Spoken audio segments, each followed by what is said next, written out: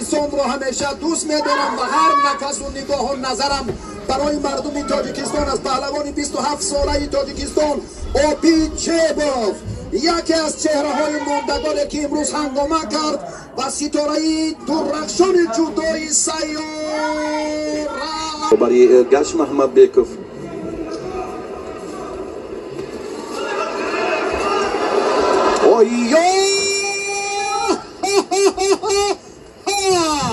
وزاری این حالت را بیاید یک بار دیگر ببینیم.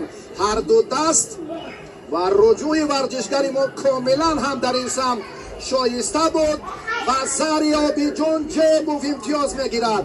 این حالت هم خیلی مناسب بود برای یک دقیقه دیگر باقی مونده است. امروز اگر ما صحافت جودوی میهن رو هم برگردان کنیم، سال 2007 اولین مدال برنجی رو رسول باقی و به خزینه ورزش کشور جمع کرد.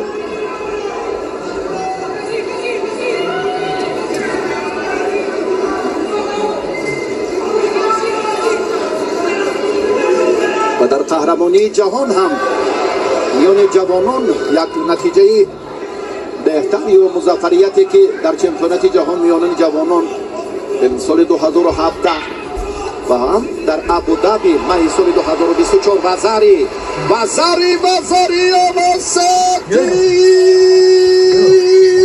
پون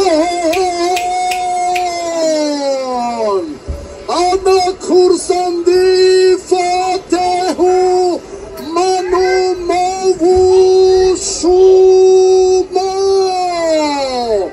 اوبیچیبوف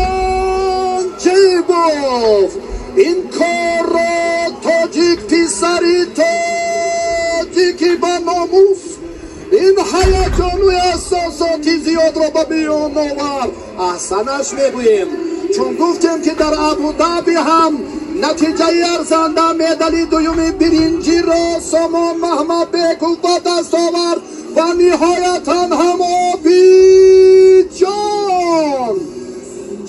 امروز خورسندی مردم را باز افزون و زیاده کرد. فاتح بسیار هم هیجان او را فراگیر است و بیاید یک بار دیگر ترانه سروده که زمزمه دارد بیاید یک جا بشنویم که جان و تنم را فدایت کنم. امروز همه هستیم را واقعا هم تمام هستیش را داد و امروز پهلوان فرانسه را دچار ناکامی کرد. وزاری و بعدا هم باز دیگر وزاری را جیبوف و دلهای میلیون ها نفر مردم تاجیک خورسندی هدیه کرد. جیبوف آفرین مدال سیوم برنجی در تاریخ ورزش جودوی میهن به خزینه ورزش کشور سم شد. مبارک باشد.